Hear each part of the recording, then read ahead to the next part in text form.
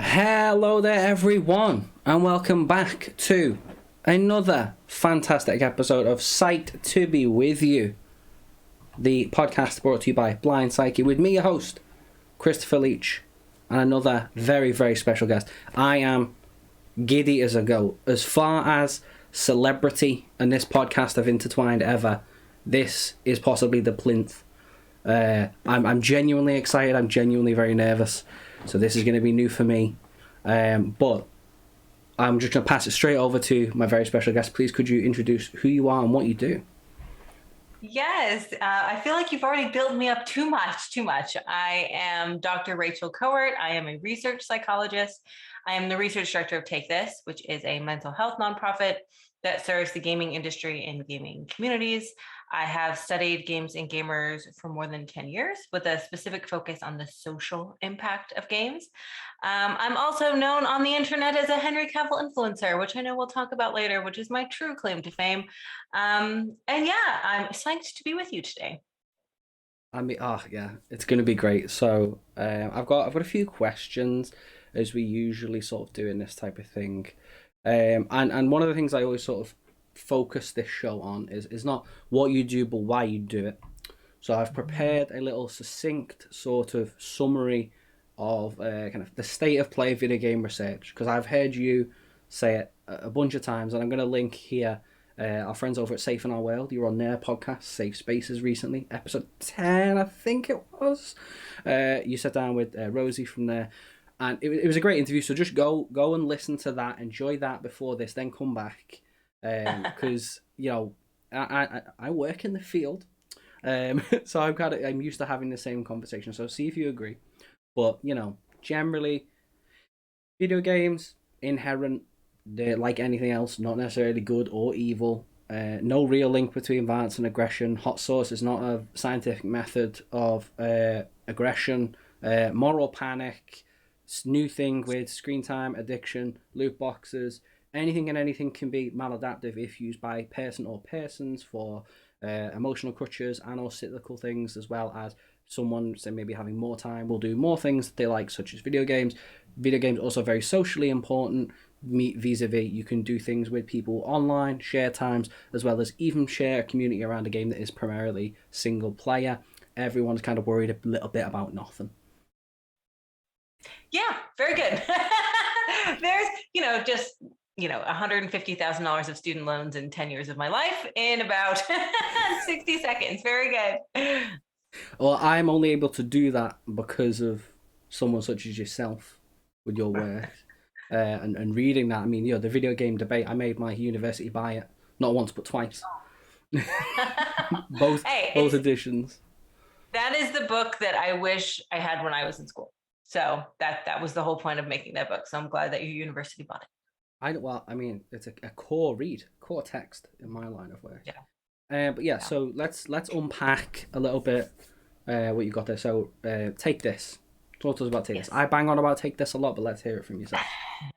Yeah, Take This is a mental health nonprofit, the first to form, serving the gaming industry and gaming communities. They run most famously the AFK rooms at PAX conferences, which is a quiet staffed space to get away from the hustle and bustle of the floor of the conference. You can just find a place to sit and relax. And yeah, I'm their research director, so I spearhead all of their research activities, which is really a great marrying of my interests, video games, and mental health. Okay, excellent. And then, so let's just talk about research then. You're a research director. You're actively doing research, conducting research. I am. You've, what was the phrase? Recovering academic? I am. That is the phrase I use. Yeah, I was an academic and I strived to be one for a long time. I did my PhD and then a postdoc, and then I had children. And I was still trying to kind of break into the world of academia, but all of my contacts were in Europe, and I was now living in America. And to get an academic job, it really is a lot of who you know. There's so many people vying for so few spaces. So my kind of winding road ending up at Take This was actually like the perfect spot for me to land. So, be grateful for the opportunities that you don't get, even when they seem like the thing you really want at the time. So yeah, I'm doing active research now. I'm doing a few different branches. I focus less now on kind of the social impact of gaming, which is what I did in my postdoc and my PhD. And I'm focused more on kind of the darker sides of gaming, things like toxicity and dark participation and that sort of thing is kind of where I am now. But I am trying to do work that both informs the industry to make games a better, safe space for everyone, but also provides tools and strategies for players themselves about how to understand and navigate these spaces when the bad actors show up. Okay, excellent. And then I feel like the content creation stuff is like, I don't know, I kind of want to get into that more a little bit later. So we'll put Okay. hang fire there because we've got stuff we can say. So have you been on like what have you been cooking up recently? What's the most recent sort of bits of work? Obviously, it's conference season, you know. Conference season. I will be presenting at GDC in March. Yes, I'm going to be presenting virtually because it's still too much of a thing to travel. I live in Canada and it's a whole thing. I'm going to be presenting on the landscape of extremist behavior in games. So, light and fluffy is how I like to keep it. I do the simple work, which is going to be an interesting talk. And I've collaborated with Alex Newhouse of the Middlebury Institute to do this work. And it's really kind of fascinating and illuminating, like I said, darker sides of the internet. But on the lighter side, I have also submitted a panel for PAX East, which is at the end of April. I know you, sir, have also submitted some panels for PAX East. So hopefully we can do the light and the dark. Gotta bring it back up. I feel like I have to ask: is the PAX panel about Henry Cavill? Is it about The Witcher? It's not. It should be. Maybe I'll wear my Witcher dress for the PAX panel. I definitely have a Witcher outfit planned for PAX. I will say that. Okay, all right. I was just gonna, like, we had to stop the presses moment now already. Holy heck! Oof. No, it's not. It's not about The Witcher. Okay, right. It's not. It's not. So let's get the flattery out of the way. Research wise, you are an academic heroine of mine, leading the way. I'm reticent to kind of use the phrase like leading expert. I know it's kind of like almost seen within like a taboo kind of thing. It's kind of the Dunning-Kruger effect. Kind of people are labeled as these such articles, but you literally wrote the book, the video co-edited the debate, video game the debate. Like, so for me, oh wow, the research stuff is great. You've worked with some really cool people as well. I've spoken to Dr. Chrissy Cook, the inaugural episode of the podcast. You've worked with her. You've worked with my DOS, Dr. Linda Kay, as well. I have. Linda's amazing. You're so lucky to have her as a supervisor. She's amazing. Oh yeah. You don't need to tell me. Yeah. Yeah. It's funny, game studies is a small family. Yeah. I find. Yeah.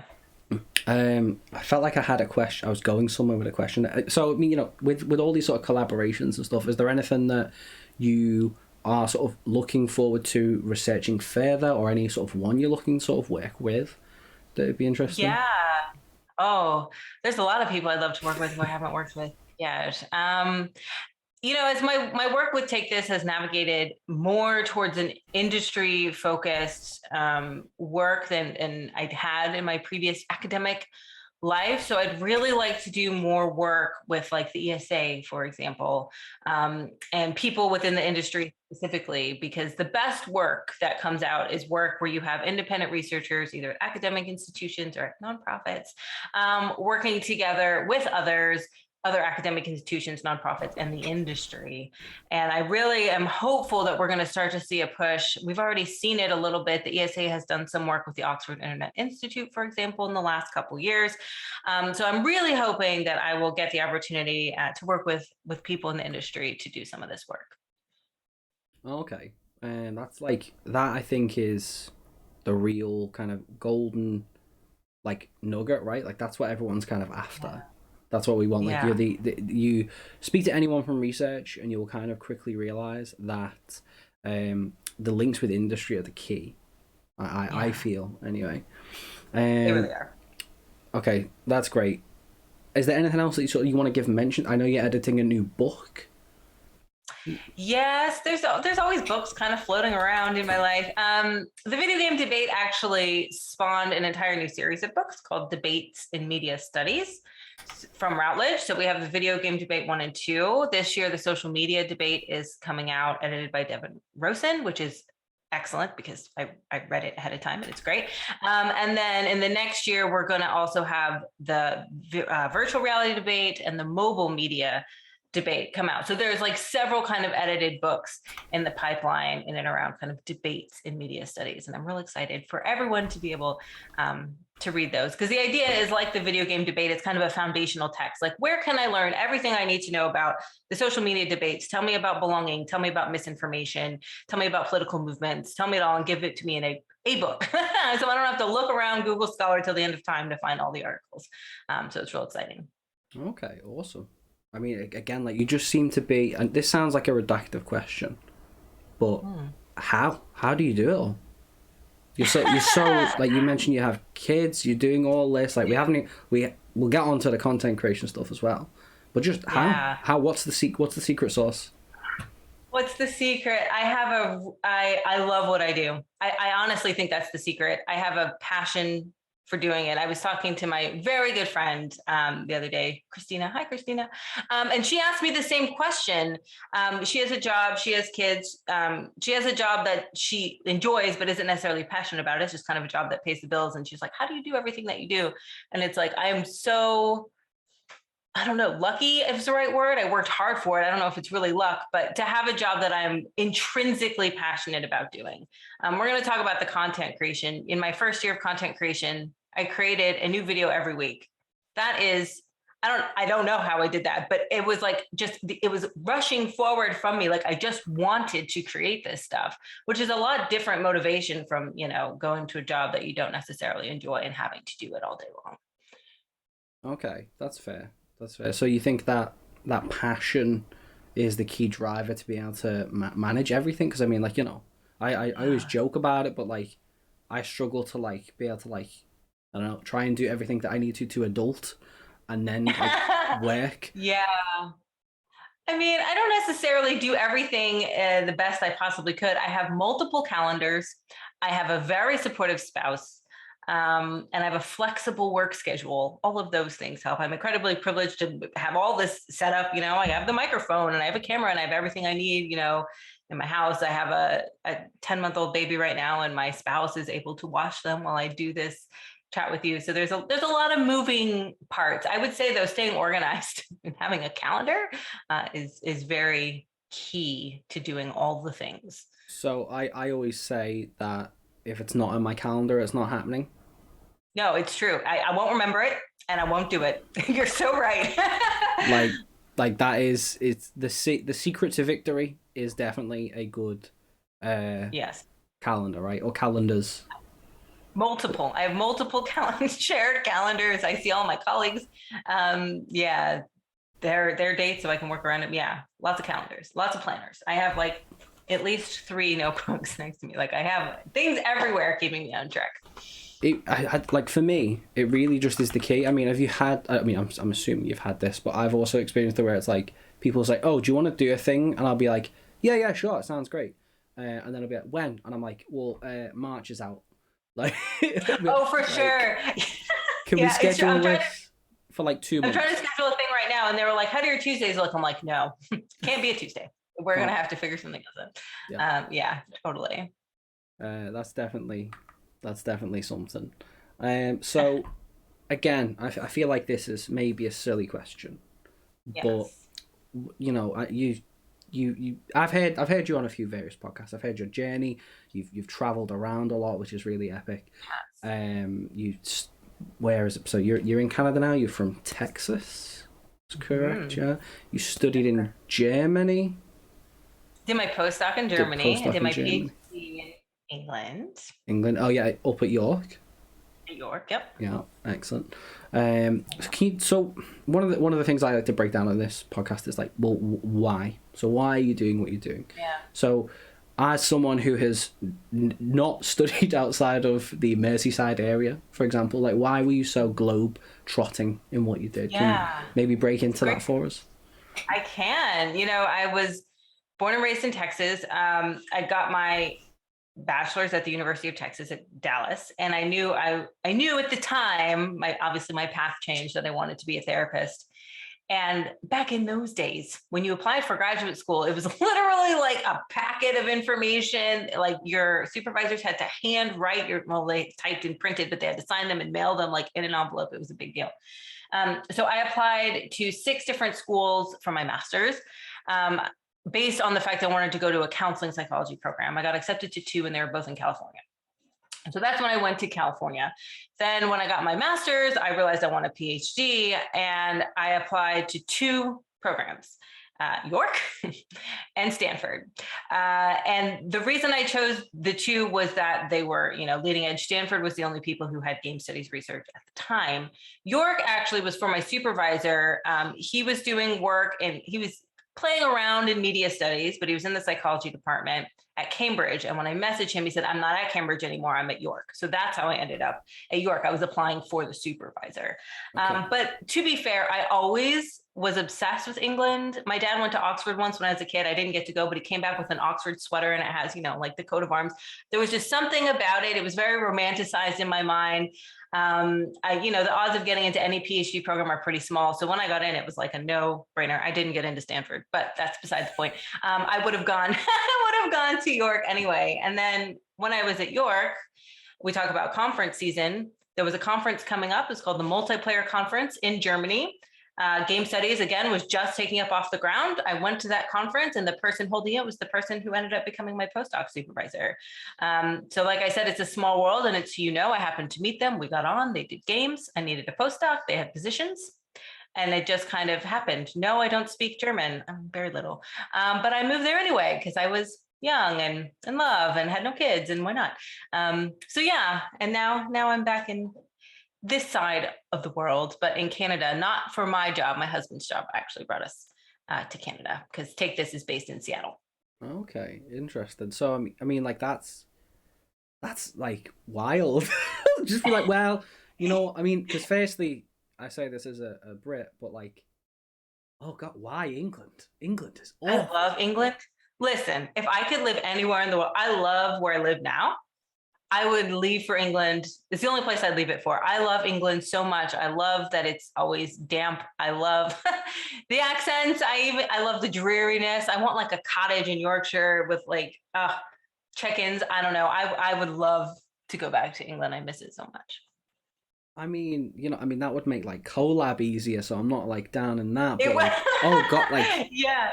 sweet Lord, England is not. It's not a great place.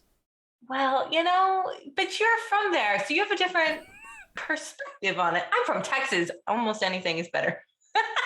So let's be honest. Texas is so dang hot. I don't know how people even live there. Well, I mean, heat is not a friend of mine, so fair play on that one, I guess. Fair play. Yes. Okay then. So that's like that's firstly just really ambitious, and that's really cool. I'm low key envious of that, just like that. The daring nature of being like, well, I don't speak German, YOLO, we'll go. Yeah, that's what the kids say, right? Like, yeah, let's just go Germany. People were like, you speak German? And I'm like, no. And they were like, and you're moving there? And I'm like, I'll figure it out. I did. I figured it out. So, and again, this is something that I know you've covered a little bit, but you wanted to go down sort of a clinical kind of route, and then you realized that wasn't for you. And then you were like, okay, video games. This is a question that even in, as recently as me starting my PhD, like, why video games, right? Yeah. What was that for you? What was the reason for that? Yeah. It's funny. I'll tell you my reason, but I will also tell you a side tangent. When I did my PhD interview, why video games was like the critical question of my interview. I wanted to become a therapist. I went to do my master's, and obviously when you go to become a therapist, you do therapy, obviously, with other people. And I was seeing a lot of people concerned about World of Warcraft. And you've probably heard me tell this story before, but I saw multiple parents concerned about World of Warcraft. And I was playing lots of World of Warcraft at the time. So after like multiple people told me, like, I'm really concerned this is doing some kind of long-term lasting damage. Selfishly, I was concerned that I was doing some kind of long-term damage to myself.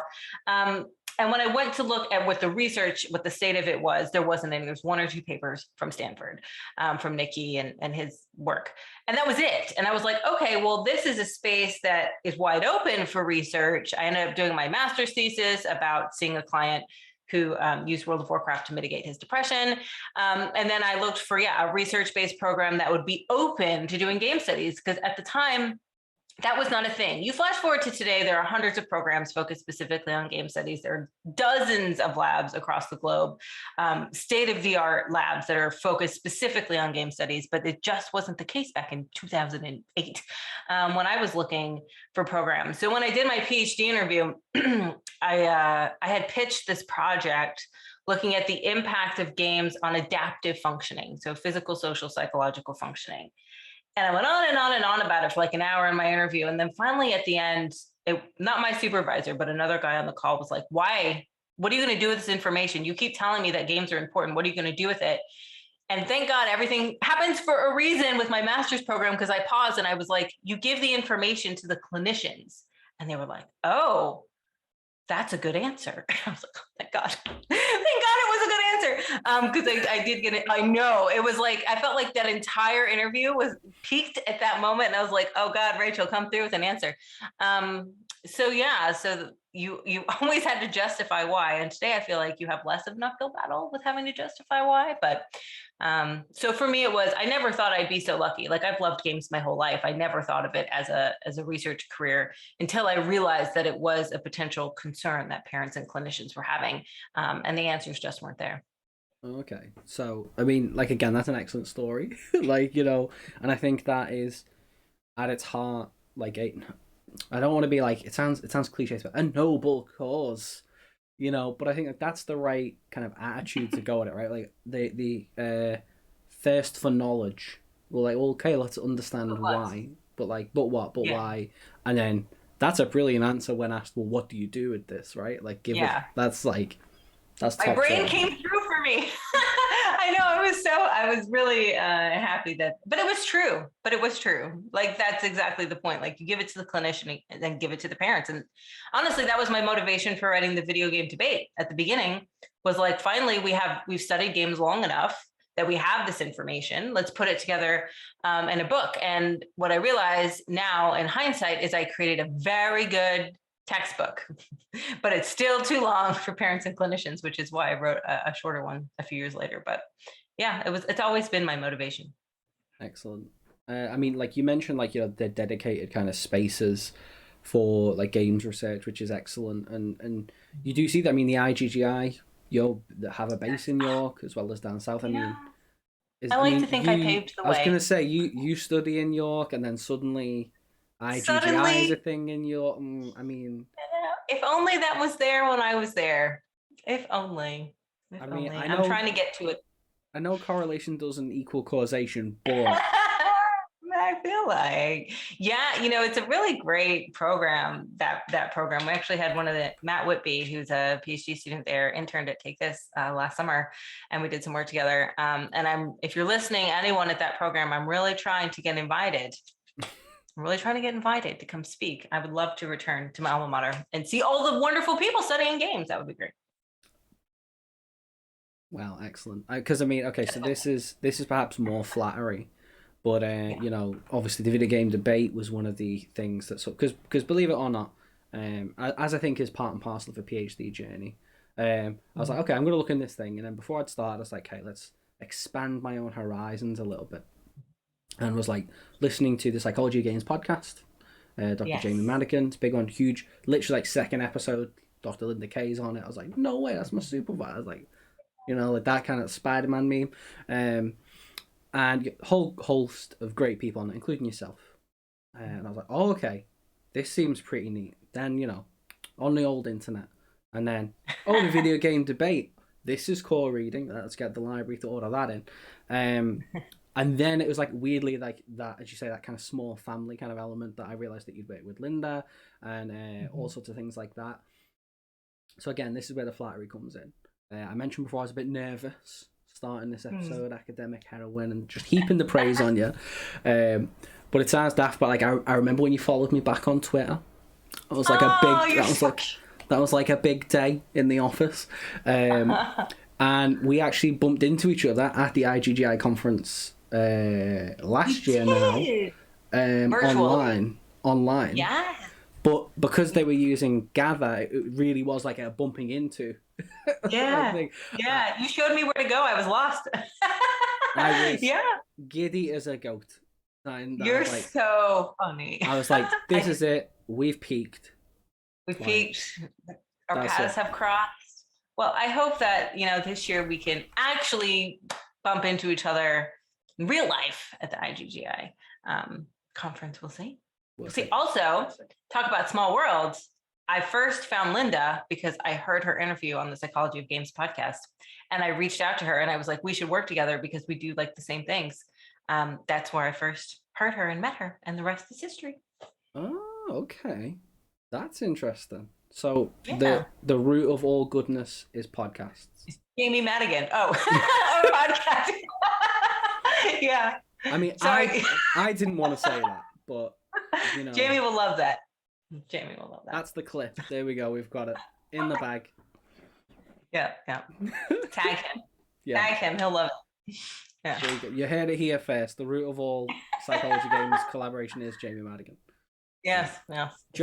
Jokes aside, though, I mean, I'll actually be fair. The Psychology of Games podcast with Jamie Madigan, but also when Barrett B. Anderson, one of those episodes actually like really influenced the work I'm doing on like procedural rhetoric in games. So that's like a big component of my PhD. So I mean, big up Jamie. He knows how to talk to podcast. Cool. And big up to you too, because I'm telling you that podcasts are a great way to learn about what people are doing, to meet people in the field. I say it's a small family. I mean, there really isn't so many of us. And it's great that you and Jamie and other people host podcasts like this so we can meet other people who are doing the work and learn a bit about them, like personally and professionally. I mean, I did watch the one with Chrissy. I've worked with her before, but I learned a lot from watching that. So thanks to you too. Well, I mean, I don't want to, so there were no one studying video games at my uni Edge Hill. Then I started. Now there's 3. So you start. See, there you go, making waves. You just you start a movement and then it happens. It is how it is. Only takes one. Okay, so I'm conscious of the content thing because we usually sort of go work, non-work, and then sort of jab about anything else. But okay. Again, I want to come back to the content because we're going to come back to that. Yes, we will. We'll come back to that. So when you are not working, and I always joke that I don't have like free time anymore or spare time. I don't like those terms. I always say I just have non-work time. Yes. Because there's always something to be doing, especially when you're doing more than one thing. So what do you like to get up to when you're not actively like working? Oh, and that includes all the content. Sleep. Okay. That's it. I have 3 kids. If I have a quiet moment, I honestly am probably sleeping. Because that's the best use of the time? It's the best use of the time. I don't know if it's the best use of the time. But, basic needs are at the bottom of Maslow's pyramid. I know that that's kind of a debunked theory. But anyway, what am I doing? I like to read. I like to read YA fiction as kind of my go-to genre because it's really easy to read and really quick.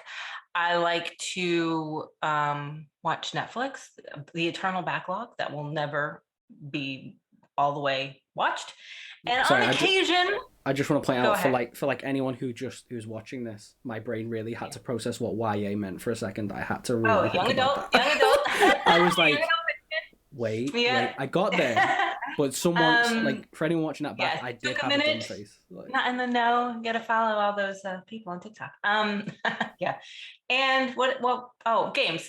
Very rarely I'll get a time to play games, but the problem is that the games that I like to play the most are role-playing games that require 300 hours to complete. So it's hard to find enough time to sit down and even remember what I was doing to get into it and play because I don't have that much time really non-work time.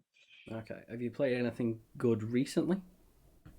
I've been playing, what was I playing today? Bowser's Fury and with my Oh, children. nice. Quite good.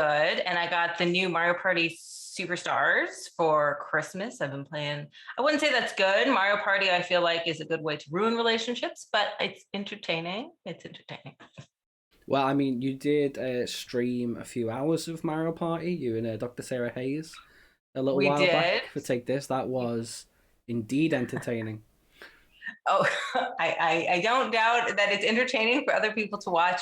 Yeah. Oh, I did play Unpacking last year. That was like my big thing. I haven't really played fully through a game in so long, which is a wonderful indie game, and it took a couple hours to play. Did you play Unpacking? I have not played Unpacking yet, Okay, it's unfortunately. very good. It's very good. Yeah, I mean, Highly recommend. the backlog. I've kind of gotten to the point now where I feel like the backlog is almost in of itself a guilty pleasure. Like I love, Right? like I like owning these games. I'm like, oh, I own this now. I could play this Yeah. whenever I want to. I just don't have the opportunity or the time. I know. That's how I feel about my Netflix backlog. Because like People yourself, like, sorry, go on. yeah. I was just No, I'm just gonna. I was just gonna say, people are like, "Have you seen this? Have you seen that?" And I'm like, "No." And it's like the same with games, right? Have you played Unpacking? No, but I own it. yeah. Yeah. What I was gonna say was, like yourself, I'm a big RPG fan, Yes. which I think is a nice segue into what I'm gonna Yes. say is perhaps two of everyone's favorite words: Final Fantasy. Okay. For the people who can't see the video, apologies. For the people who can, I have Celis and Locke, and I have the Final Fantasy VI Moogle. I wore my Final Fantasy earrings today, because I know that we have a mutual love for Final Fantasy. It's the stuff. It's the stuff, right? It's the goods. It really is. I'm not gonna argue.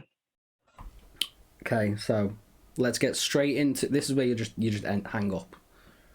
Yes. What's the best Final Fantasy? Right now, I know your answer, but please relay your answer for the benefit of the listener who may not know. It is Final Fantasy VI. It's the best. All right. It's followed Now- closely by 7, and Okay. then probably 10. Okay, now you're saying the best. Okay. Yes. Do you mean your favorite? Because those are different things. I mean, I think it's the best and my favorite. Yeah, I just don't think there's another set of interwoven storylines that is quite as moving and beautiful that you find in Final Fantasy VI. Like, people might say 10 is the best. I remember when 10 came out with the voice acting. It was a game. I remember when I plugged it in and we started, and they were like speaking words. I remember thinking like, oh my God, this changes everything. But nothing is like the characters of 6. So yes, I'll say the best and my favorite. Okay, so this is okay. Oh, I'm nervous. Okay, so Oh boy. I say, hand on heart, my favorite is 7. It just because it's the first one I played. You know, obviously it's quite common for everyone. Like, it was the first one that went big in the West, unless you were looking on the SNES and happened to have a copy. You know, so I think that's my best. It's held together with duct tape, but I love it. It's beautiful. Yeah. Now the best, objectively speaking, and I think this is I'm saying this as someone who's completed 1 through 10. Yeah. So objectively speaking, I think 9 is the best. Oh. I have a penchant. 9? I have a penchant for steampunk. It's a little bit biased, but I like steampunk. But it goes back to the roots with fixed job classes. The characters are great. The music is, I think, arguably like some of the best in the series. Just you could just spin it on CD and it's great. I'm not saying you can't do that with the others. I mean, Tara's theme, Tina's theme, depending on where you're from. Fantastic piece of music. The ability system is fantastic. It arguably has the best Chocobo minigame of the series. The story is genuinely massive, and you know, I think, again, I like most people, I think in the West, I played 7, 8, 9 in that order, and I think it definitely stands up a lot better compared to 8. 8 gets a lot of hate. Speak properly. Perhaps unjustly. It's just a little bit different. But for me, like, playing those 3 and then playing 9 was just like, whoa. Then having played the rest, it really goes back to its roots. The card game is wild, but like hilarious to watch. And I just feel like it has so much. I also think, in a weird way, not ahead of its time, but when you think about how popular like high fantasy, medieval fantasy is now, like it was already on that track. So That's true. I think objectively, I mean, even like its optional boss fights and subquests, I think are some of the best in the series. Well, you have a right to your opinion, sir. I will say I've played 2 through 14. I haven't played. That's not true. Wait, it's 14 the MMO. I haven't played the MMO, and I haven't played 15. It's still in the package because I have kids. 11 is also the MMO. Oh yes, I didn't play that one either. I didn't play any of the MMOs, but of all the ones I've played, 9 is the only one I didn't like. Oh, can I ask why? I just couldn't get into it. No particular reason. There was just something about it. It just didn't. I just didn't click. I don't know why. I love all the other ones. I don't even think I finished it. Oh, okay. Interesting. Yeah, I don't know what it is about 9. Maybe it just came at a weird time. I loved 8 though. I loved the card game in 8. I know 8 does get a lot of hate. I really enjoyed 8 a lot. I don't know. It's just like the one that got lost. The lost Final Fantasy. So where's the petition for me to change this? Like, I want to live stream. Maybe I should play it. Maybe I should. Maybe that we could do that in the future. We can live stream Final Fantasy 9. Yeah. I mean, you can play it on Toaster at this point, so you can get it on everything. Like, yeah, it's true. Maybe I need to revisit it. Maybe I've not given it a fair chance. I mean, I did own it, and I definitely played like a significant amount of hours into it, and I was just kind of like, meh. I do think like the order in which you play the games and like the versions you play are also like that's a really important factor, right? Like, I mean, you can get 7, 8, 9 on anything and everything at this point. They've recently released the Pixel remasters, which of 6. It just released that one. Lot of opinions from the community of varying sort of sizes there. I'll be honest, I think like they're great if you have never touched the series before. Right. But I mean, personally, from like an accessibility point of view, the font's awful. Let's just chuck that to one side. But like I've got like the GBA versions of 1, 2, 5 and 6, which are considered sort of some of the best versions of those. I know there's a lot of debate around the best version of each one. Let's not start that. The DS versions of 3 and 4, and obviously just PlayStation 1, PlayStation 2 for up to 10, and 12. Yeah. And I do have 10, 10, 2 on PS3 also. Well, who then, from all these Final Fantasies, like, what characters do you love? Who are like your top 3? Like, characters you just love from the different games? Oh, across all of them? That's a question. Yeah, across all of them. Oh, I mean, I was a moody, emo teenage boy, so Cloud has to be up as one of them. Cloud is amazing. Yeah, Cloud's one. Vivi, my boy Vivi. Oh, yeah. The little black mage. He owns a part of everyone's heart. He's the only one I liked from 9, to be fair. Oh gosh, who else? I mean, I really like Cecil as well, because like Paladin Cecil, me and him have a bit of a resemblance. I'm not saying I'm from the moon or nothing, but like I always resonated with that as a younger person. Good choice. Yeah. The whole point of the series is that they've got such great. I mean, 1 and 3 outstanding. 2 wasn't. I mean, the story was a bit watery on 2 because it was the first one they gave us a story to. But like, I think like from 4 onwards, you really start to have a huge cast of characters that are great, and some of the moments that happen in the game. I mean, Locke, Celeste, Terra, all great characters, right? Like, yeah, totally. And I think this is something that I think, like, I played 7 and then played 6. You gain a greater appreciation for 7 when you play 6 because of how much 6 informed what happened in 7. Yeah, and 7 too. Like, I mean, I played them all in order because I am that old. But I remember when 7 came out. Yeah, it was such a big. It was kind of like the step from 9 to 10, the step from 6 to 7, right? It was really a big deal to see such a change in the graphics and the storyline of 6, and the death of Eris. Like that was a big cultural phenomenon that happened. So yeah, 7. 7 is very special. My husband would say 7 is the best. We have, a bit of a spousal argument there, but yeah, I think playing them in order does give you a better appreciation for each one that comes after it. And that's why I would say, like, I think if you play them all in order, you really could say, well, everything after 6 is borrowed from 6. So 6 is therefore better. Like the limit system was introduced. Magicite is a few letters away from materia. Like it's the same idea. Yeah. You read like even like the story like has quite a few parallels in like the archetype of the villain and stuff.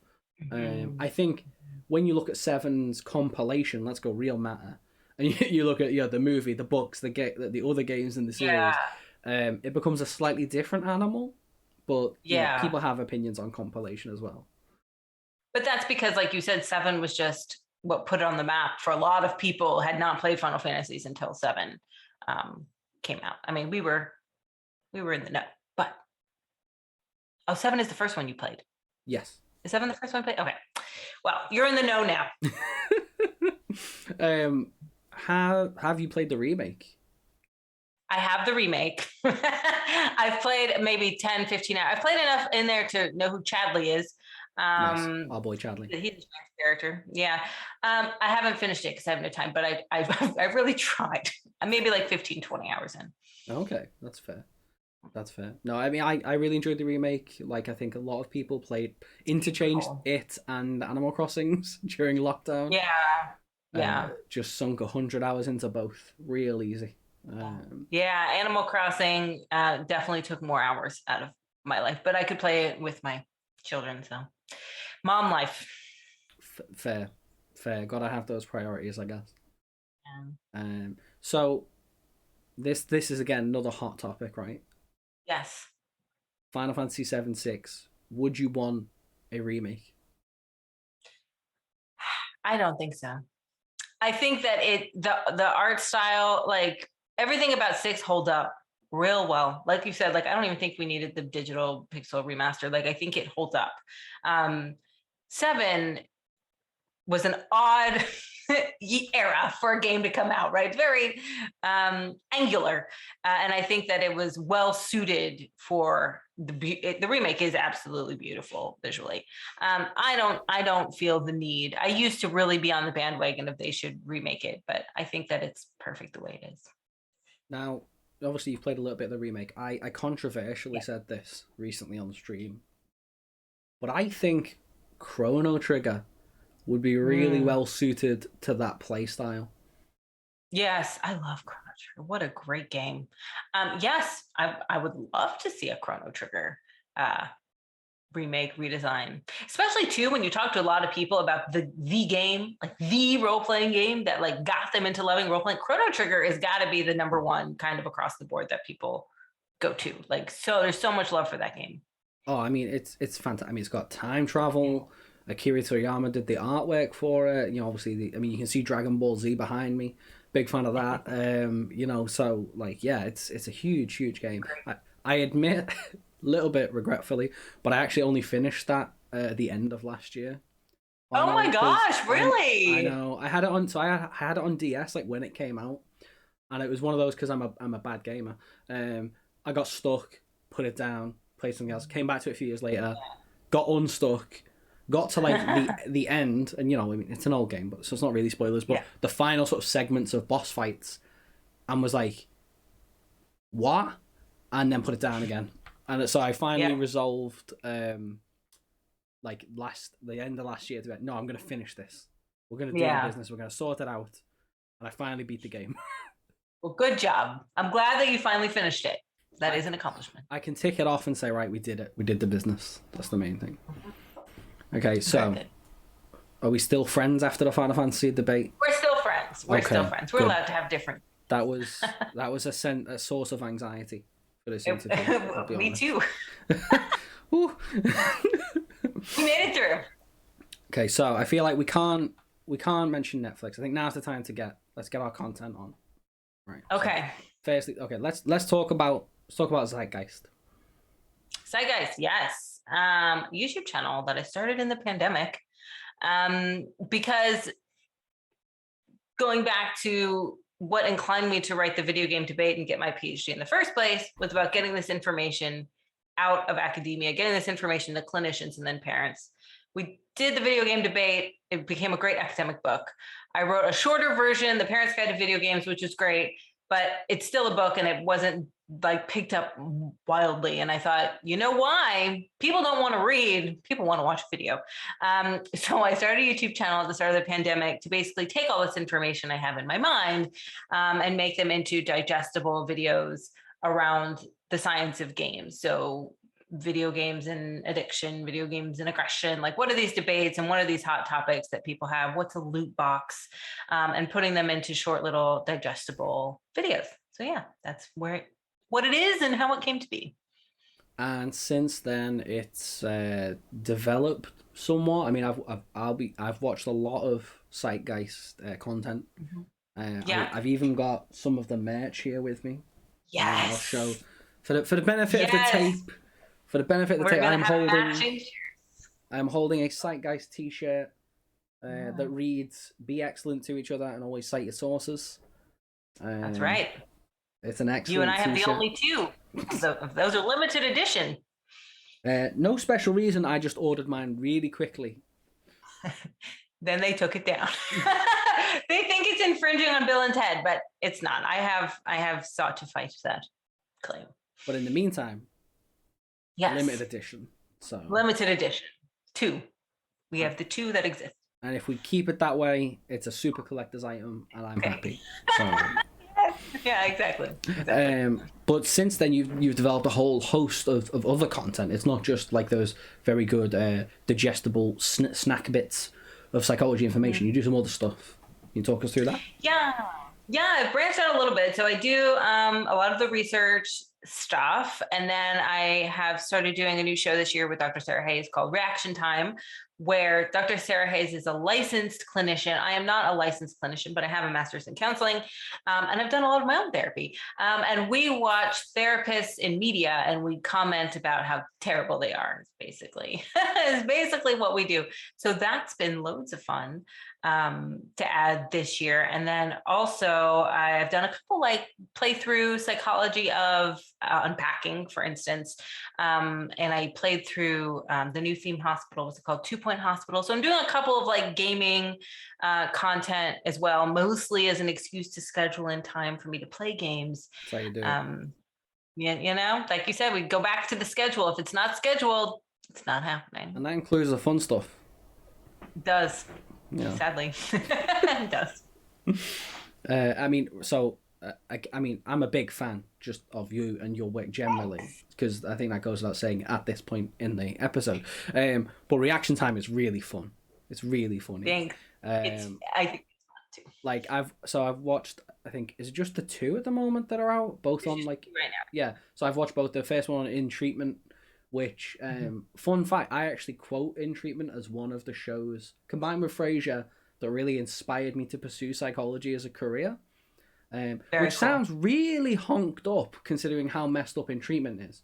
But it's a good show. It's a good show though, right? Like, so just for those that don't know, In Treatment, the original series was about a therapist and his clients, but it was shown on TV at half an hour every night of the week, Monday through Friday, and it went on for like weeks. I've got it on DVD. It's like so long. Gabriel Byrne stars. It's a great show. In terms of its like cinematic sort of value, if you will, like that was an audacious project, but it's also really interesting. Very human stories. But you did an episode of Reaction Time on that, and on the reboot of In Treatment, which I will say I have not seen. Me either, until I did the episode. But you're on the most recent one. You were like, bringing up like Electra and Oedipus complexes, like bringing up some Freud. I was like, oh, this is Psychology 101. Get the popcorn out. You know, Freud comes out more than you would think, actually. And I think it's just because like writers in the writer's room, that's like all they know about psychology, maybe. Because I feel like in almost every episode of Reaction Time, there's something Freudian happening. Yeah, I mean, Freudian in the media is it's a thing, right? It happens a lot. You've also teased a clip of you, Dr. Sarah Hayes, and Dr. B watching Frasier, We do two. We're going to do two this year. We've already filmed them. 2 episodes of Frasier. Sarah's never seen Frasier, which is criminal. so I know, but also really interesting because Dr. B and I could quote every episode of Frasier, and she's never seen it. So watching it with her like fresh eyes is really interesting perspective. So Frasier is one of those shows that like in the UK is like on at like 9 o'clock in the morning, just on Channel 4, and they'll just show like either like 2 or 3 episodes. I have watched through, I think, the entire season, like at least 3 or 4 times, like all 11 seasons, because I also own it on DVD because I love it. So how do you feel about it now, having watched some, like, and hearing through fresh eyes? If you can, don't mind spoiling it for us a little bit. Oh, I won't. No, I mean, Frasier is also one of those shows that every few years I watch them all again, because I love it so much. I still love it. I have the nostalgia factor though, and that's like a totally different in our brains, right? Like the chemicals that are released when I see Frasier, it's very warm and fuzzy and nostalgic for me. And I still find the banter between him and Niles, it's just so spot on. Like the psychology jokes, like the little short one-liners that you only really get if you're in psychology. Like there's one instance where they had some kind of bet and Niles lost, and the scene starts and Frasier's like, come on, Niles, say it. And he's like, Freud is the poor man's Jung. And he's like, ha, ha, ha. And it's just like those things, those moments are just so great. Sarah has a different perspective, which you will see on the episodes, having fresh eyes and watching it in 2022. I think I just still have I see there's obviously some problematic comments about women and people of different nationalities and that sort of thing. It's an artifact of its time, of the early 90s for sure, with some of the jokes, especially from the father character. But Niles and Frasier, they're great. You see, I maybe like my own weird sort of nostalgia, I don't know, kind of like being fed on so much of it, but I kind of feel like on the most part it kind of stands quite well. I mean, Roz is an empowered female character who is sexually active. And like, there's a bit of banter, but there's also about Frasier not getting any action, and that's their joke. But like, she's an empowered woman who holds up. She's a single mother through half of the later seasons, and like is held in high regard. She's still like an awesome character. Yeah, you're right. There are a lot of jokes at her expense, but she doesn't care. In the show, like she doesn't. She's just like whatever. Or we'll rip back twice as hard because like that's her and Niles go toe to toe quite a few points. Yeah, it's a good show. Like Marty, John Mahoney, one of our own, from Blackpool. I'm going to point that out. Oh, wow. He's excellent. Marty does have a few, like he has a few, yeah. Which is of the character, retired sort of cop. But wouldn't be on TV these days. Wouldn't, some of the things he says. Yeah. Perhaps wouldn't make it. It does have a few diversity issues. There's not like a whole like load of representation, but I think compared to other shows of its time, I think my opinion is that it stands up a little bit better. I also like the reverse of the coin you were mentioning, and that I feel like I can watch it with, like, say, my mum, who doesn't know as much about psychology, and like Marty will make a wisecrack about Frasier and Niles chatting psychology, and we can both laugh at different things. And I think that's the genius in the writing. Yeah, the different generations. Yeah, I agree. And like the white collar, blue collar, there's a lot of dynamics. And there's lots of jokes from Daphne about England and the weather and English people. And now that I've lived in England, I can get those jokes a little bit more funny. They are all funny, especially like with them being from Manchester, which even here is known as a wet, grey city. Yes, full of ruffians like her brothers. Robbie Coltrane is one of her brothers, and like that's like he's a well-known actor and absolutely Hagrid for Pete's sake. Yeah, some of the guest stars that are in the show are incredible. Yeah, across like the phone-ins, which a lot of people don't realize are other celebrities having a laugh, as well as like the guest stars, like Woody Harrelson in like a Cheers sort of throwback episode happens. Like there's so much good stuff in there. Great show. Highly recommend if you've never seen. Yeah, sorry, that's just like 10 minutes on just why we like Frasier. Yeah. Okay, so what I know you've been waiting for. We talked about content creation. We talked about Netflix has been dropped. Let's talk about one of your other accolades, the one and only The Cavill one and influencer. only. This is my claim to fame. Look, Chris, I do a lot of things, but this is the most important of all the things I do. Yes, I love Henry Cavill, and it started out as a joke. I was late to the game watching The Witcher. It was out for at least a year before I saw it. The game, I'd obviously been exposed to the game. My husband played it. It came out right around the time I had my first child, and I actually very much enjoy watching other people play games, and I would watch him play it, so I was familiar with, the game. And everyone's like, you should watch the show, blah, blah, blah, blah. I'm like, whatever. I'm like, fine. One day I sat down and I watched it. And that was, the rest is history. I was completely enthralled. I loved it. Obviously, Henry Cavill is amazing as Geralt of Rivia. And I couldn't get enough of it. So I made some kind of offhand comment once in one interview about escapism in games versus escapism in Netflix, and how escapism in games is seen as something negative, but escapism into Netflix isn't. And I said, I recently binge watched The Witcher, and no one sees a problem with it. I said, maybe my husband has a problem that I'm escaping into Henry Cavill. That was the joke, and it got laughs, and it was funny. And then I just kind of rode that train to the point where I am today. And if you watch my YouTube videos, you will see that Henry Cavill gets a lot. He lives rent-free in my mind, and he's in a lot of the videos, about neuroscience, about things you don't think he's really related to, and yet here he is. He's just, his face constantly there. Somehow just shoehorned in there. Somehow just shows up. Digital Dot Games described my show Psyched as science with a side of thirst, and I think he's right. I mean, not wrong. Fair sells, right? Like. Yeah. I mean, Henry Cavill is a good-looking lad. Let's be fair. He is, and he's English, and his dog, and he plays Warhammer. There's a lot to like. He builds PCs. Yeah. Yeah. I mean, if I were single and we were in the same circles, he would absolutely be my type, regardless of movie star status. So, I mean, I would like him anyway. So it's just a natural extension of life. I don't know. But yes.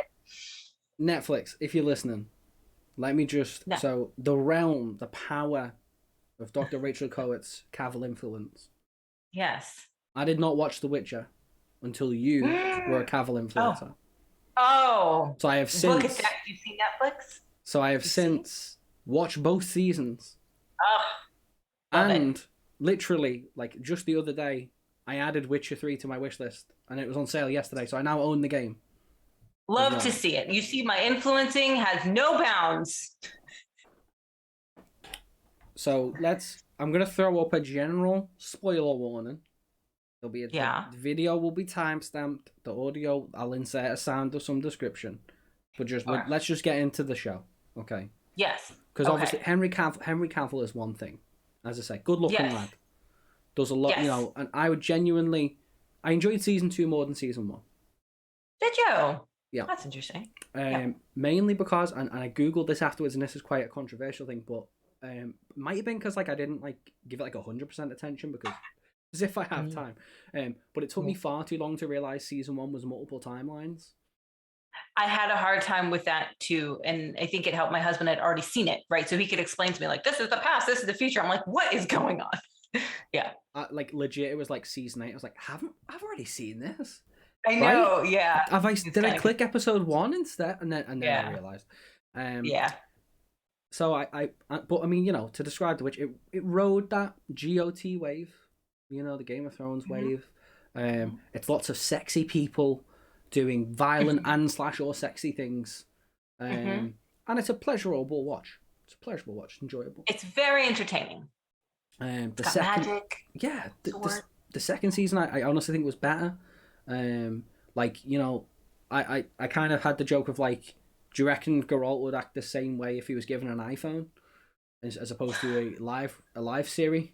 I feel he would still have the same emotional connection to it, at least at the start. The Witcher, come on. But I mean, yeah, it's good. It's just it's hard. It sounds really reductive, but it was it was just really good. It's exceptional. Netflix, are you listening? It's exceptional, says I. The thing about the show is that it's so immersive to me. And I think it's because all the acting is just so good, in a similar way of Game of Thrones. Although I will say Game of Thrones took me 3 episodes to get into it. I watched the first one and like when it had first come out, and there were so many characters and I had no idea what these people were. And I was like, there's too many people. I don't know who's related. Like it's too many notes. And I didn't watch it for like a year. And then people were like, you have to watch it. And it took me good 3 episodes to get into it. But Witcher had me in like, I don't know, 2 minutes. I was sold. I mean, like, I watched it. I was like, yeah, because it sounds daft, but I feel like you could watch that and not know it was a game and go, this would make a great game. Oh, yeah, maybe. Like, yeah. Like, I feel like that is a reaction you could have. You know, it's based on books. I was like, I'd read this. This seems pretty cool. Like, oh, yeah, definitely. I'm going to start reading them to my daughter, I think. Yeah. I haven't read the books, but I'm ready and willing. Yeah, it's really good high fantasy. I mean, Yeah. Dr. Kowert reads Witcher. Let's make that happen. Okay, Netflix. I hope these are all your clips that you put out into the universe. We're going to tag Netflix. We're going to tag Netflix Witcher. I would love to read. I have a very good microphone. I can read. Okay. So I mean, That's I think that's my pitch. I think that we should make that happen. That should be a thing. I'm on board. But yeah, like it was just. I mean, I have a few niggles with it. You know, like the show, you know, a little bit, but like generally enjoyable. I think everyone should give it a go, especially if you're into the whole, you know, sexy people doing, you know, magical stuff Cool thing. and things. Yeah, and like cool creatures and sorcerers and sorceresses. And yeah, it's cool. I do think like, you know, it's well poised for season 3. I'll happily watch season 3. It is. I do kind of feel like, and maybe it relates to someone who's just consumed a lot of fantasy. But I did kind of was like, I've seen this plot before. Bits of this plot before. Yeah, maybe because you consume a lot of. I mean, there are similar themes, just like all the Final Fantasy games, right? There are definitely similar things that you see in like different, you know, Lord of the Rings and Game of Thrones and Witcher, and like, you know, there are similar things there, but it's all enjoyable. Yeah, and that's the thing. I mean, you know, you can enjoy like apple pie, but it doesn't reduce your enjoyment when you have the next slice. That's true. You know, I do like apple pie. What do you have it with though? Custard or ice cream? That's the question. Custard is such an English thing, and I love it. So if I was in England, I would take custard, but I'm not going to find that here. So ice cream. Wait, so you don't have custard in Canada? It's hard to find. No, it's like really hard to find. Like mince pie with custard at Christmas time. Yeah, you can't find that here, but I dream of it from when I lived in England. Yeah. I'm genuinely perplexed. Yeah, so if I come to York and we see each other, you got to take me out for something with custard because it's not it's not very common here. Wow, that's knocked me for 6. I'll be fair. It's a tragedy. I know. It's just like vanilla sauce. Yeah. It's like all it is. Okay. Wow. Yeah. That's even clotted cream is like incredibly hard to find. There's one scone place in my city and it's downtown, just like very far from me. It's the only place I know you can get clotted cream. It really is a different country. Wow. You know, we're all part of the Commonwealth, but it is a different country. We're all part of the Commonwealth, but some of us have custard, some of us don't. Yeah, exactly. Okay, so circling back around to The Witcher, because it's very British centric, which I enjoyed. It is. It had what I call Hollywood British accents, in that like everyone was so like from such a specific region. Like we in the show we have North and South, and it's just like, yeah, they're the 2 accents that you've got. Queen's English and Yorkshire. That's all you have. Yeah, pretty much. So we joked about it in the run up to the episode, but if I was gonna say, give us your best British accent to pitch like an audition. I haven't had a drink. I can do it much better when I've had something to drink. It's been a long time since I've been in England. Sometimes I can do a Yorkshire accent, but you put me on the spot, I feel so nervous. Just, you know, because in the context of, you know, we're trying to get you on The Witcher here. This is the thing. I know. So I could just. Yeah, I would love to be on The Witcher as a background person who has no lines. No. What can I say? I don't know. Sometimes I like with the Yorkshire accent, I feel like it's you go high and you go long, but it's been a long time since I've lived there. And now I can't think of anything to say when you put me on the spot. When you put me on the spot, I have a very bad English accent. I mean, I could hear that in I can Yorkshire. do it a bad one, for Hollywood. It sounded acceptable to me. I mean, Is that acceptable? yeah. Good. I love the way you converted being on the spot into the thing. Yeah, I didn't know what to say. Sometimes I start speaking an English accent when I've had a couple drinks and I'm talking to my children, and then they'll be like, "Why are you talking?" You'll need to worry. It more interesting, my child. Yeah, that's how my accent comes out. You only need to worry if you have a drink and they start speaking British. Then I've had too many drinks. That's where you know to stop. Yeah. Yeah. Okay. I mean, I think you nailed it. Like. Thanks. Thanks. I'm glad I haven't lost it. Because I mean, I think I've got the right hair color to be in the show. Netflix. If you want totally be in the show. If you want some disability representation, I'm available. There you go. We can do it together. I mean, I think that'd work. We could both be sitting in the bar. Geralt can walk by. I'll give him an eye. He can keep walking. I don't even have to say anything. I'm happy with that. Give me my 1 second of fame, Netflix. I'm here for it. I want to be there for it. So. Yeah. Good. There we go. Easy. We'll travel. I'll just travel on my own dime. You don't even have to send me. I'll just show up. So, well, I don't want to spoil. The your own video, but you do have a video that is Let's Play The Witcher. You can spoil it. It's okay. Where are we with that? Yeah. So for those who haven't seen it, I got real excited about playing The Witcher 3. As I said earlier, I watched my husband play it, and I talk a lot about The Witcher, so I figured I should play it. And it's only for PCs, and I have a Mac, and I hit a roadblock. I'm waiting for Henry Cavill to come over and build a PC for me. So I can have one. I feel like that's like my other pitch to Netflix. That would make a great special. Ooh, I mean, sorry, do I need to whip out my Jungian dream analysis at this point? 'Cause I'm not sure. Have you nodded off during this interview? Like, no. Yeah, no, I haven't gotten anywhere with that. I do have a PC that I think would definitely play it, but I have not yet hooked it up and tried to do it, like a PC laptop. Okay. Well, again, let's play like a video or a stream. Maybe is that potentially forthcoming? Maybe a video, probably not a stream, because my computer will not be able to handle it. I just know won't be able to run all of those things at once. But if I do get to play it, yes, definitely a video will come from it. I bought the game from watching the show from the Cavill influencer herself. Yeah.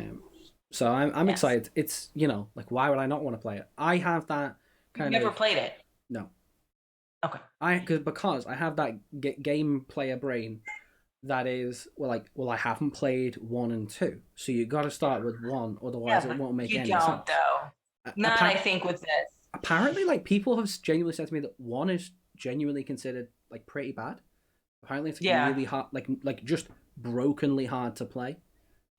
So I've been told. So I'm like, maybe we'll throw in a towel. We'll just start number 3. It's meant to be amazing.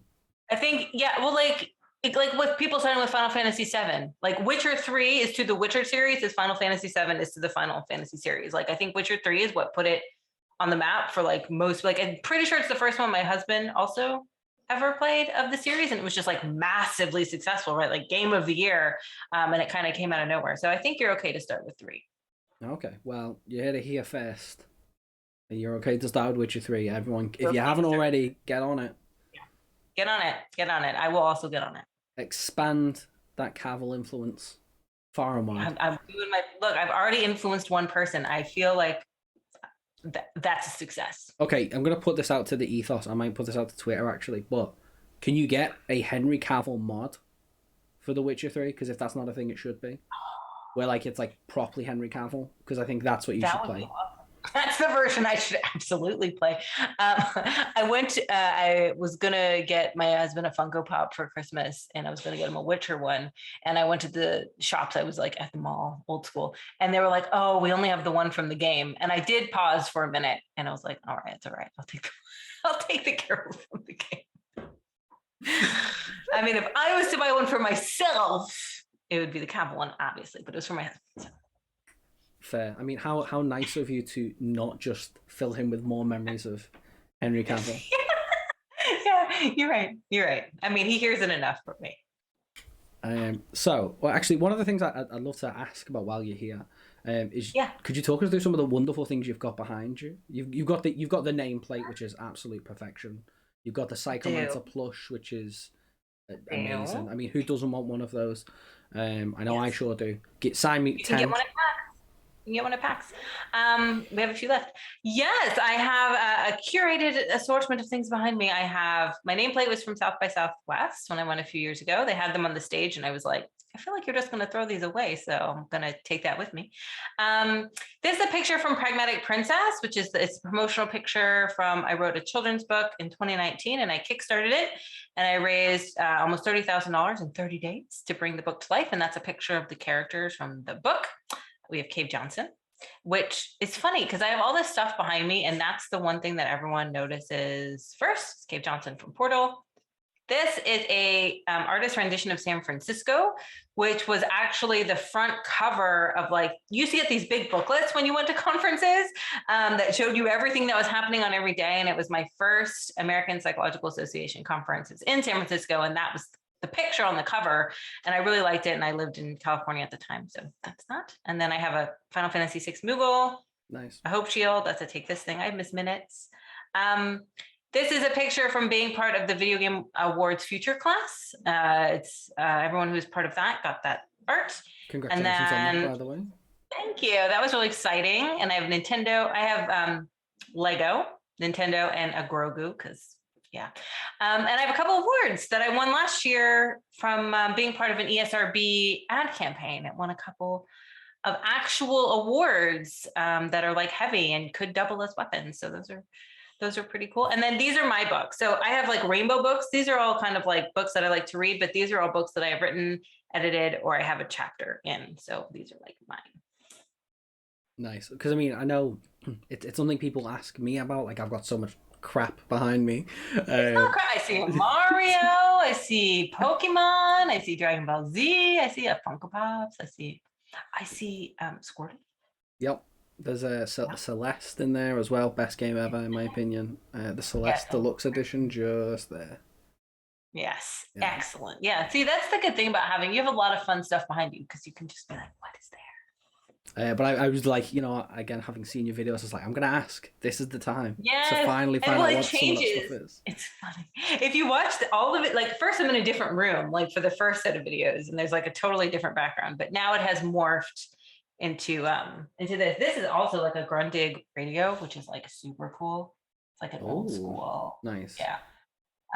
But anyway.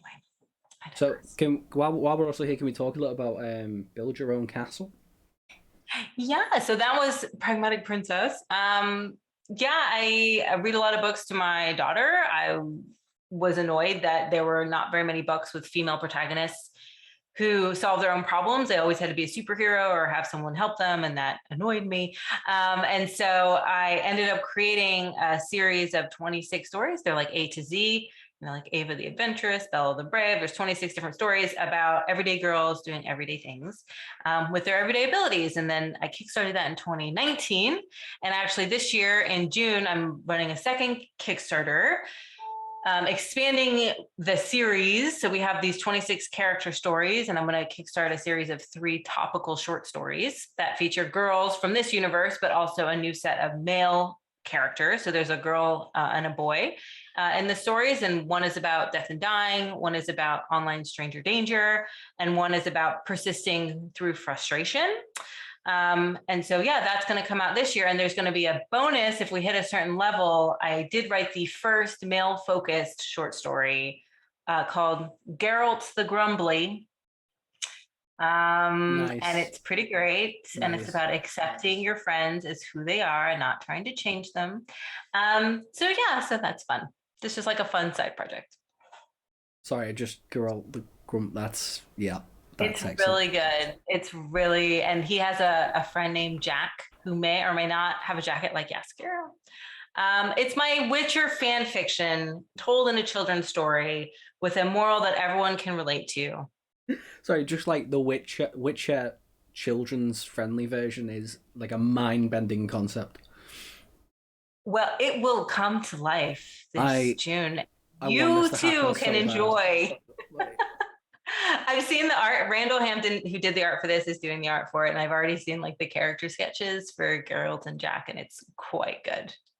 okay, Netflix. While you're on the line, can we get a pragmatic princess build your own castle animated series, please? That would be great. Yeah, that'd be great. We That'd be can great. I let's would love get Henry Cavill to voice Geralt. Like Geralt, the grumbly. He can do so much acting with just a grumble. We've already seen it in so Winter. you see how things just come together, right? Like this all I makes love how sense. you're pitching me to the world, and I'm here for it. I will make room in my schedule for these meetings. Yeah, I think it needs to happen. It can happen. There's no reason why it shouldn't happen. Ergo, Yeah, it should happen. there we go. I agree. So okay, excellent. So that's fantastic. Um, I appreciate you really feeding that divulgence there. um, Thank you for asking the question. You indulge me, sir. You indulge me. I do have questions that I wrote out for Yes. reasons. I'm trying to get back to those. Okay, let's get back to them. Okay, so right, okay, so these are sort of a nice pair of what I like to call blue sky questions, and I Okay. realize we may have already sort of covered what you would do with this answer, so we can leave that as this. But this is if you Okay. had no limitations whatsoever, there's Yes. no financial constraints, people constraints, you could do whatever. What project would you like to do? And it can be whatever you want. Like we've had a whole range of answers from people from whole. It originally started as like a research question, like what would your research project be? Mhm. But having interviewed other great people from other great backgrounds, it's expanded. So if you could just that one blue sky project that isn't being The Witcher. Dang, that was my answer. I immediately went to research, but if I could have one thing, it would be a Pragmatic Princess animated series. So I'm going with that. That would be great. All girls, all people need to see themselves represented in media. And you're more likely to have a talking animal as the main character of a story than you are to have a person of color. Let me More than take off half my of my glasses. What? more Slow more down. than half the characters in Pragmatic Princess are people of color. There are 3 characters who have visible disabilities. These are not represented in children's literature, and it's abhorrent. And everyone deserves to be the hero of their own story. That's what I would like. Well, I mean that's excellent. I'd love to see it. Have you thought about Yeah. who you would cast apart from Henry Cavill, obviously? Yeah, obviously. Well, all the characters, it's funny, like I had people in mind when I created them, and it would be really cool, like in a dream world, Blue Sky Project, to have the people like Kristen the Kind was visually inspired by Kristen Bell. Quinn the Quick was visually inspired by Serena Williams. Like there are people who are like my inspiration for each of the different characters. So I would But in a love, non-copyrightable way. Any characters yes, depicted are completely coincidental. complete, yeah, well, yes, they don't look exactly like them. They're just inspired by them. Yeah. Okay, so that's all right. I mean, I love the fact that you had like the inspirations from them because It did. you break into a really interesting area, and I've had this rant before, like on stream and stuff. But like as a person with albinism, like in my case, like if you're in the media at all, you're a villain, which is Right. a disability trope in of itself. But like Right. thanks Da Vinci Code, you know what I mean. Uh, Right. so it's if you do get any representation, it's usually tokenistic or completely like Yes. for like the Yes. Invisible Man, H.G. Wells, was a person with albinism in the original fiction, and Oh, that's interesting. again like the villain of the piece. You can get a bit more Yeah. like meta in that, like I mean in the actual writing is not the new film, but the original sort of story, like it's a bit more meta and about society and people's roles. You can interpret it that way. Right. But it is something we need more. Again, like as a young person, like, you know, that's one of the things I think I veered more towards video games, because you could see this whole cast and plethora of Yeah. characters with different hair colors, even just something as basic as that.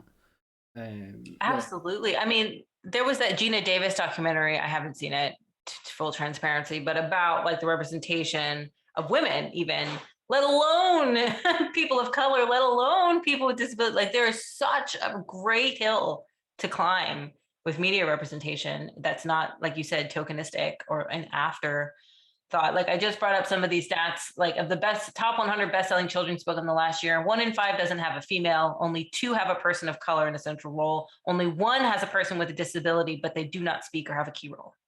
Wow. Out of the top 100 best-selling books, children's books. Disappointed but not surprised. Well, let's try and change it. Let's try and be the change you want to see in the world. That's, you know. Oh yeah, we can try. Let's go. Yes. And I just want to get in my little jab at Nintendo, because I like to do this. Why can't I have white hair in Animal Crossings? Fix it. Oh, yeah. You can have nearly every other color. You can't have. I have to have grey. My hair is not grey. Grey's cool. Love your silver foxes. All great. Like, love it. Salt and pepper. All great. But it's not me. But we've had it in previous iterations. It's been there. Why is it not there? Yeah. Why not? Don't know. There's my baby. What? Hi, baby. Clearly feeling the pain. We can resonate with that. He's lamenting with you. Yeah, he understands. I feel it. Yeah. So it's a thing. It's a thing I like to go on about. But you know, so if you need a character inspiration, albinism, get that in there. All right. Representation. Love to see. I'm here for it. Okay. Done. Plugging myself in the universe. Done. There. Yeah, I'm gonna put you in there. I mean, what can I say? Working in research on PhDs doesn't pay enough. I need these other sidekicks. Voicing on, you know, the Pragmatic Princess animated series, all those sorts of things. Just gotta do the business, as it were. Okay, so that would be awesome. So just going back to the blue sky idea, because I don't want us to be too reductive with that, right? Yes. It's blue skies. You can do anything. Would you want to build like a bigger universe? Would you expand beyond the animated series? Like, you know, animation is still hugely popular. I think a lot of people kind of look at Netflix and go, I mean, the Cuphead series just come out. Vox Machina is like, you know, really popular. I mean, I joke with my husband, this isn't Netflix, this is Disney, so we're crossing brands, but I want like a Pragmatic Princess section of Disney. Nice. Like, honestly, like there's Isabel the Incredible in the original book is a magician. You could have a little magic shop for her. Bella's mom in the book has a bakery. You could have Bella's mom's bakery. We could have a whole section of Disney. I want it all. I want it all. And not for me. It doesn't have to be for me, but for, you know, the fictional characters of our childhood teach us what's valued in society. They show us what we can do. They show us what our limitations and what our strengths are. And it shouldn't be that only white boys get to have the show, you know? People of all genders should be represented. People of all abilities should be represented and show what they can do. Everyday people are the real heroes in our life and our society, right? Why aren't we seeing the everyday heroes in our books? Why do you have to have superpowers? Like, why can't it just be the power of being kind or generous? And that's the point of the story. So yes, I want a section of Disney World, but you know, I will happily talk to you, Netflix. Maybe we can make a Netflix world. Okay, yeah. We can give me a call. Wouldn't be surprised if in 5 years it's a thing. Like, let's do it. Why not? Let's make it happen. I'm here for Why it. not? Like, yeah, me too. All right, excellent. So, again, I have actual questions in amongst my rambling and impertinent questions. Okay, this next one is a nice one, in that it is. We can take inspiration from many places and many people. Is there any person's group or thing you would like to give a little shout out to? That, you know, let's just sideline Henry Cavill and The Witcher and Netflix, because they should be calling you anyway. But anyone you'd like to give like a shout out to, like. I would love to give a shout out to my boss. Eve Crevichet, the executive director of Take This. When I joined Take This, they did not have the budget for a research director. They did not have the desire for a research director. And I had a phone call with her and I pleaded my case, and she saw the value in it and the value in me and my work. And she took me on. And the first year it was unpaid, but it was, here we can work together, we can talk, try and find some grants, try and find some projects. And we flash forward to today, and I am a full-time employee of the organization, and I love what I do. And being able to work with the industry and outreach with the community is an absolute dream come true. So shout out to you, Eve, for bringing me into the fold, and Dr. B, who I 100% bullied in the nicest and consensual of ways, into giving me the conversation with Eve in the first place. Nice. I will say I have had the pleasure of speaking with Eve at various points through various projects with my involvement with Take This, and Eve is fantastic. So I can totally vouch for that one. I've spoken to Dr. B via text messages at this point, but I've seen a lot of his content, so he's also very awesome. So I can vouch for and both be envious of both of those. They're great people. We have a great group at Take This. We got Sarah, we got Dr. Kelly Dunlap. It's really kind of a dream team, I have to be honest. Yeah, I mean, you talk about everyday heroes. I mean, like if Take This do like posters or something I can get up on the wall, like that's hilarious. Like an Avengers / Justice League kind of setup, like that would be dope. Great. Like, yeah, I mean, Gamer Doc, Dr. Lindsay Migliore, she's a medical doctor. She's also a Take This streaming ambassador. In her pitch to become a streaming ambassador, she did actually superimpose our faces onto various members of the Avengers. Eve was Nick Fury, obviously. Sarah, I feel like, was Black Widow. Dr. Dunlap was Hawkeye. I was the Hulk, which... The Credible Hulk. Fits. The Credible Hulk. It fits. And Dr. B was Captain America. So yeah, I feel like Randall Hampton, where are you? I feel like this should happen. We should have a poster of us as our Avenger characters. Again, I mean, I'd buy it. Maybe that's just me because I'm like super enthusiastic. So much so it's probably an annoyance. I don't care. I like what I like. Let's roll. But yeah, like that'd be. I mean, you're look. I'm not vying for a job. Let's calm down. But Take This do have a great. You have a job. You're a PhD student. That is a job. That's a full-time job. That's true. Got to think forward though, right? Like. Yes, absolutely. We do offer summer research internships. I'm like sitting here. I'm looking at the clock, being like, oh gosh, like Safe in Our World, they're expanding. Take This at ever growing. I'm like, can you just wait like another like year and a half before you research assistant? We'll still be here. Like, just don't hire research. Wait for it. I'll be ready. Okay. Give me some time. Like, sounds good. I mean, not to like suggest you shouldn't continue growing or anything, but I'm just like, oh gosh, am I gonna miss the bus here? Well, I'm applying for grants now that will come in 2023 if I get them, if I am so lucky. So the timing is there. Well, you see, tapping up. I mean, interviewing on podcasts. It's all gravy. Right, yeah. So the last sort of little bit, I'm conscious of time. I'm very, very respectful of the fact you've come and sat down with me so long already. I like to do a little bit of a quick fire round. Right. And this is, I ask you to pick one film or TV series. You can have like the entire collection. The premise is that you are going for a break on an island with a weather climate of your choice.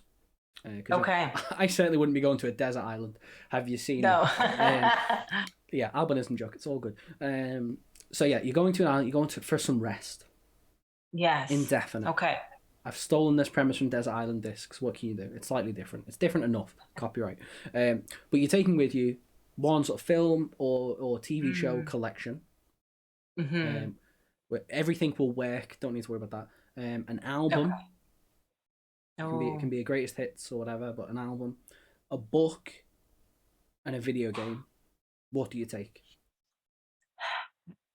I want to say The Witcher, but I won't. Amadeus is my favorite movie of all time.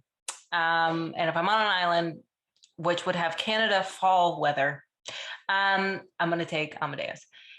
If I have to pick an album, I would pick Green Day Nimrod. If I can only pick one.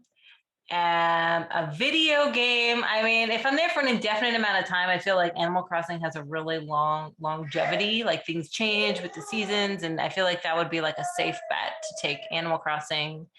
And a book, just one. The book would be. You can have a collection. Like if we were gonna say I can have like a collection. the complete works of Shakespeare, or like all of the Oh, Dune that'd be a good choice. books, or like something like that. If it comes in a box set, if you can physically buy it in a box Then I set, can have it. then you can. Okay. So the Witcher books, they're in a box set. I haven't read them. That would be a good choice. I mean, if I was going today, I'd take the Witcher box set. That's good because I need to read them, and they would keep me entertained. And then I'd have a little piece of, Henry Cavill with me. There you go. There we go. The video game choice is people are giving such interesting answers to it because they either seem to go with something that they know will have like huge replayability, or something that kind of functions in that it lives in its own ecosystem and I could play it for days, like Animal Crossing. Like Animal Crossing, yeah. And Animal Crossing, I like it because it's a real good, like relaxing type game. Like I love Legend of Zelda, all of those games, but there's a little stress when you're in the water dungeon and you want to beat the boss and you can't, and you're moving, like there's a lot wall jumps, there's a lot to do there. But Animal Crossing is just chill, just plant some flowers and sit on the beach. Yeah. Have you got like have you got a Henry Cavill themed island? Let's not get no, I do not have a Henry Cavill themed island. I don't want to seem like I have lost touch with reality. I just think he's nice, and if he wants to visit my island, he can teach me how to play Warhammer. I mean, I'll have plenty of time for that. Okay. No, I meant like on Animal Crossing. Oh, an Animal Crossing? No, I don't. No, actually, my island is called Pluto. And I live on it with my 7-year-old and my 4-year-old. And there's a lot of like sports ball arenas. There's a basketball court and a soccer court and a lot of sports happening. So my children really kind of, lots of weeds too. My children kind of take care of it for me. So I don't really have much say in it. But you like the systematic issues of management. You're in charge of it, but you don't really do the day-to-day. They don't. Every once in a while I go in, I'm like, what are all these weeds doing here? And then I pull weeds for an hour and then I don't log in for like a couple weeks. Ain't that the truth? Ain't that the truth? I know. So out of interest, are you a sports ball fan? I love college American football, but that's because I'm from Texas and I feel like it's in my blood. Hook 'em. I follow UT college football, but that's it. I like watching the Olympics. I love watching the Olympics, but I don't really like follow anything regularly except for that. What about you? Do you follow sports ball? Well, I mean, I'm from Liverpool, so big soccer, football Liverpool fan. is my football team. I picked one when I moved to England. I was told I had to pick one, and I picked Liverpool, so I'm there. I would call that an excellent choice. I mean, like at this point, insert that Step Brothers meme of like, did we just become best friends? Because I think we just did. Yeah. My boys, the Red Men, love to see it. So I love sports. I my games of choice are either 400-hour JRPGs or equally as many hours, but like in like Pro Evo or Rocket League or FIFA. Yeah. I was playing recently Pure Pool. I've been playing a lot of that. Oh, cool. Because it just feels really smooth, but it's just nice playing pool. Yeah, that's nice. I played Strike Bold as well, which is dodgeball. Oh, wow. That's hilarious and like, but fun. Like the mechanics are fun, like catching a ball and throwing. That'd be fun in VR. Oh gosh, that would be an accident waiting to happen, but it would be fun. Oh yeah, it'd be fun, but painful. Cool. Yeah, I don't play too many games. I remember the Nintendo like Olympics games. I definitely played those where you just button mash to like run on the track. I definitely played a lot of those as a kid. Hoping for the best. Love to see it. Yeah. It's all just random. So at this point, I like to turn the tables and give you the chance to ask me a question. You can ask whatever you want. Not even within reason, to be honest. Just ask whatever you want, like YOLO. Why not? I will say. Yes. I have had the desert island question before. I've also had the what would my blue sky project be before. So those are previous answers. But otherwise, ask me whatever you want. I have two questions. It's a two-parter. It's, you know, when you go to a talk and they're like, it's more of a comment than a question. It's not. It's a real question, but it's two questions. What is your favorite thing about your PhD program, process, journey, and your least favorite thing about it? Ooh, I mean, I get lynched if I don't say my amazing supervisor, She's Dr. Linda amazing. Kay, right? Like that's I have to say that by default, right? Yes. No, on Yes. like the team is important, especially because like Wow. I speak to a lot of people who maybe aren't don't have as good a working relationship with their supervisory team, right? And just Mhm. how Mhm. big an impact that makes is super huge. Yeah. Yeah. So I'm genuinely very lucky with that. Like I get on with all of them. In terms of the actual best thing, I think it's just how like it relates to how I go about things. Firstly, because like you know, like I sort of deliberately picked up Twitter and went right. This is a tool I use this now when Yeah. I started the Yes. PhD, which is how we cross paths. Yes. So, but honestly, I think it has been that kind of I'm gonna say rapid because it feels very much like a rocket, you know, Final Fantasy VII reference, heading straight up there. Um, in that rapidity to just how like I expanded my network and horizons. Like I started just reading about a Mhm. topic and stumbled across Take This and Safe in Our World Mhm. and yeah, Mhm. I'm a streaming ambassador. I picked content creation up because I was like scientific communication and dissemination is really important, Yeah, especially when I'm it is. talking about topics that I'm passionate about, but also, in my opinion, like very universally applied, like mental health. Like my Mhm. research focuses on the student population, yeah, sure, but it's something we all experience. We all Mhm. experience ill mental health at various points Mhm. as well. Mhm. I also just love games, obviously. I'm aware of my inherent bias there. Um, so just, yeah, I think like the way at which I've expanded that and met people and have been able to um, develop myself. I feel like this is like an interview type answer. Well, like just how much I've been able to gain by like meeting other people and like the little fanboy moments that I'm having like this right now are just sort of like an incredible part of the package. Yeah. I kind of describe the PhD in two ways. The first one is like you've started a game, like a main quest. You've done the tutorial section, and then all I've done since is subquests. Um, Yes. like the main quest has progressed. I'm way over leveled now, but I just need to actually get through some of the main quest. Um, Yeah. or you're running like you start a PhD and they're like, okay, right, run a marathon, and you're like, I'm sorry, what? And they're like, no, run a marathon, like just go for it. And you're like, okay. And then next thing you know, it becomes like Mario Kart, and like people are throwing shells at you, and there are bananas everywhere. You Mhm. lose gravity for some apparent reason. The road is closed, so you have to take an extra 3 mile diversion. Um, you know that's kind of how it feels. But It's true. I do think that like it's that networking that sounds like a dirty corporate word, that doesn't it? But it really is that expansion of like horizons and the people I've met and the things I've been able to do as a platform Very because of cool. that. The least Yeah. favorite thing, honestly, you know, if I speak, I get in trouble. It like academia, like the systems that I'm in, The way you said it. I Yeah. don't, I've been on record as saying, you know what, I enjoy teaching. I physically enjoy the Yeah. pedagogical element of teaching. It's great when you explain something to someone and you see them get it. That's beautiful. I love that. That's great. What I don't like is the bureaucracy. Marking is all, like literally the worst thing in existence.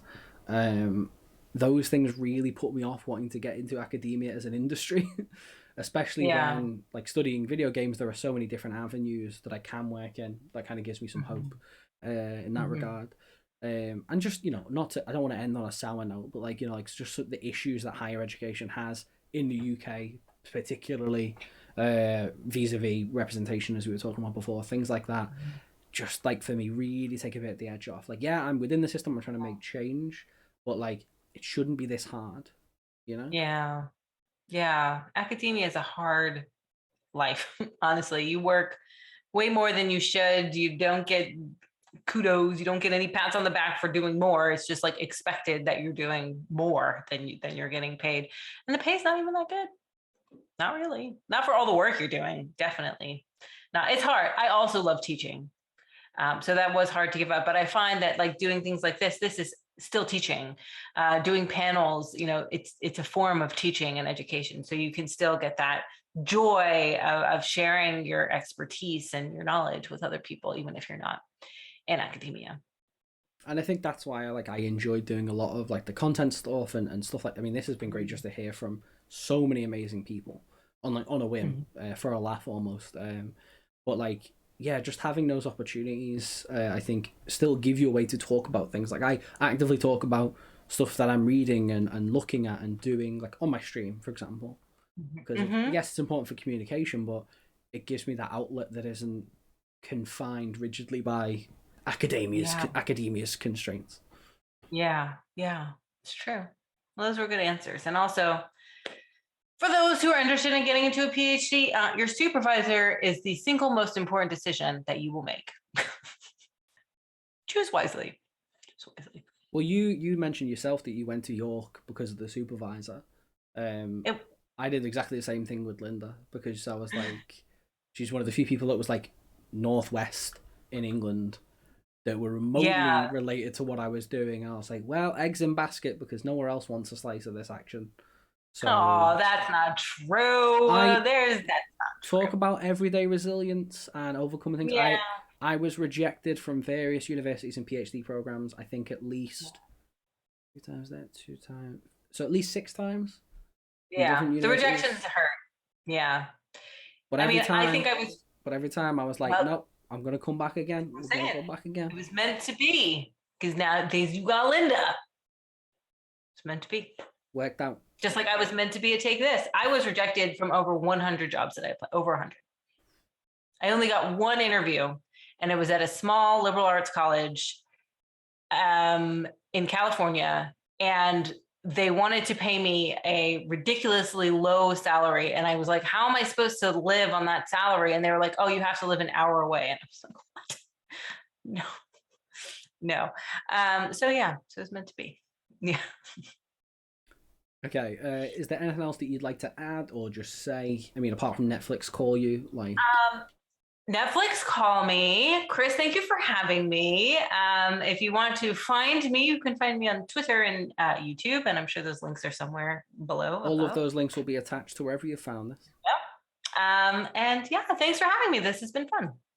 Well, thank you for joining me. I really appreciate your time. I will, for our video viewers, I will flip over to the ending screen for us to say farewell, ta-ta, etc. When I can find it. I always lose it. Where is it? There it is. Okay. Dr. Rachel Kowert, thank you so much for joining me. Thank you, sir. I have been truly psyched to be with you. Thank you so much. Goodbye, everyone.